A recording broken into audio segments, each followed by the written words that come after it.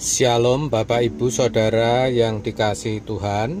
Seri pengajaran hari ini berjudul Menyikapi Karunia Allah.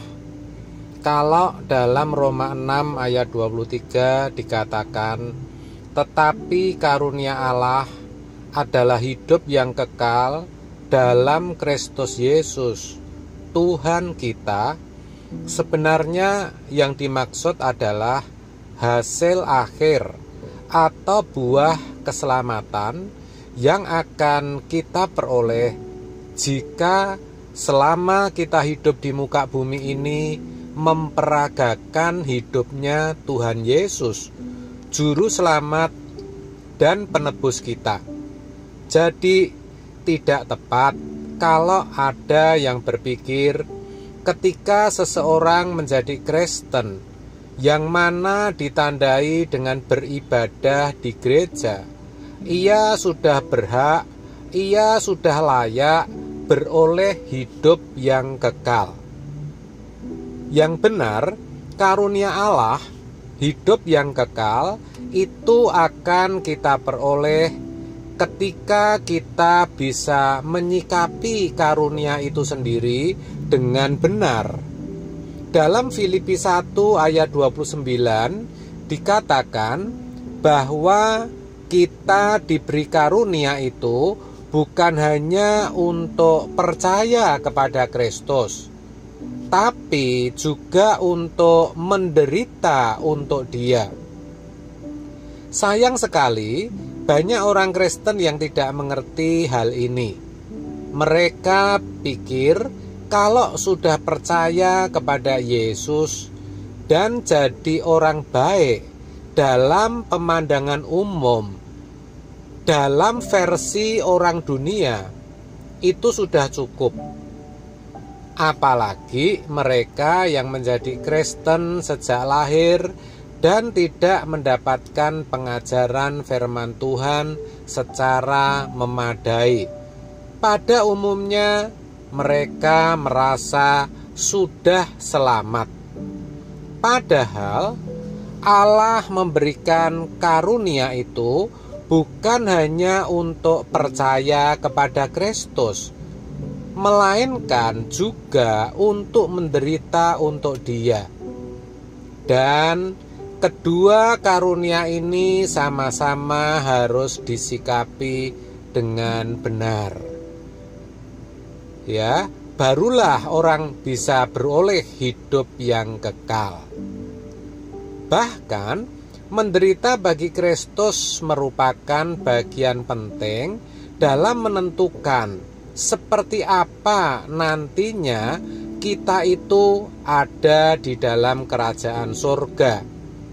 Apakah hanya sebagai masyarakat biasa atau sebagai anggota keluarga kerajaan, di mana kita dimuliakan bersama-sama dengan Tuhan Yesus. Dan jika kita adalah anak, maka kita juga adalah ahli waris. Maksudnya, orang-orang yang berhak menerima janji-janji Allah yang akan menerimanya bersama-sama dengan Kristus, yaitu jika kita menderita bersama-sama dengan Dia, supaya kita juga dipermuliakan bersama-sama dengan Dia. Roma 8 ayat 17. Dimuliakan bersama-sama dengan Kristus bukan hanya sekedar ada di rumah Bapa di surga, tetapi kita juga akan makan, minum, sehidangan dengan Tuhan Yesus, bahkan akan memerintah bersama-sama dengan Dia. Lukas 22 ayat 30. Dengan demikian, betapa berharganya karunia menderita untuk Kristus yang dianugerahkan kepada kita. Jika kita diberi anugerah menderita untuk Kristus, berarti Ketika hidup kita menjadi berat, barangkali kita dipojokkan, dijahati, dianiaya, difitnah, dibully, tidak dianggap oleh karena pengiringan kita kepada Kristus, kita pasti diberi penghiburan dan kekuatan sehingga kita dapat menanggungnya, sehingga kita dapat melewatinya.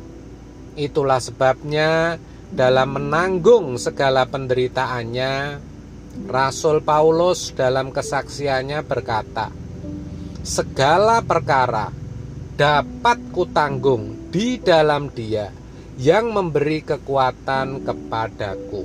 Filipi 4 ayat 13. Saudara, mengikut Yesus itu memang berat. Sebab Tuhan Yesus sendiri tidak pernah menjanjikan bahwa ketika seseorang mengikut Dia, hidupnya akan bebas dari masalah. Hidupnya pasti selalu diberkati. Masalahnya selalu selesai dengan mudah. Sakitnya jadi sembuh. Bukan, tidak ada janji yang seperti itu. Tapi bisa saja hal itu terjadi ketika usia rohani seseorang masih kanak-kanak, masih Kristen baru.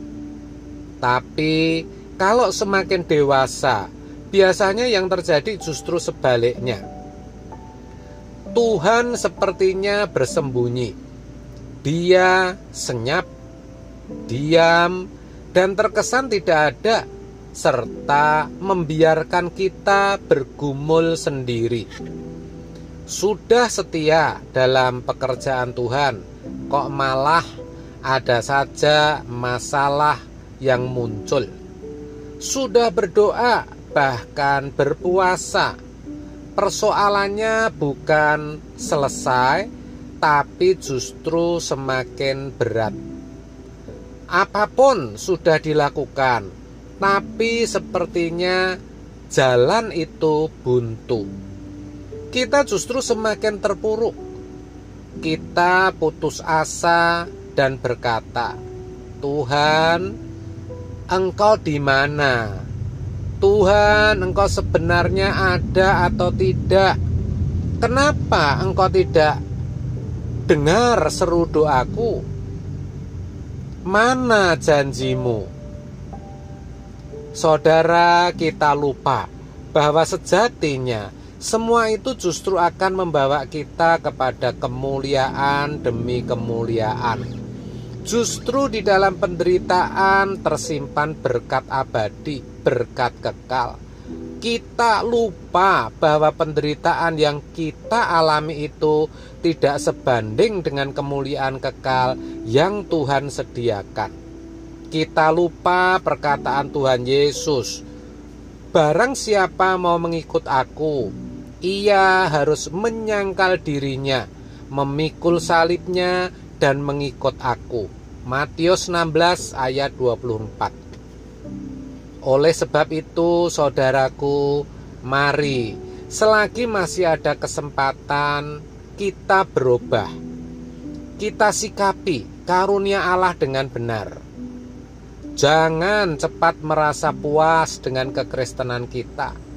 Sebaliknya, mari kita berjuang merobek daging kita, mematikan segala hawa nafsu, keinginan serta kesenangan kita. Karena dengan begitu, kita sedang menderita untuk Kristus. Percayalah, saudara tidak sendiri. Tuhan ada bersama saudara.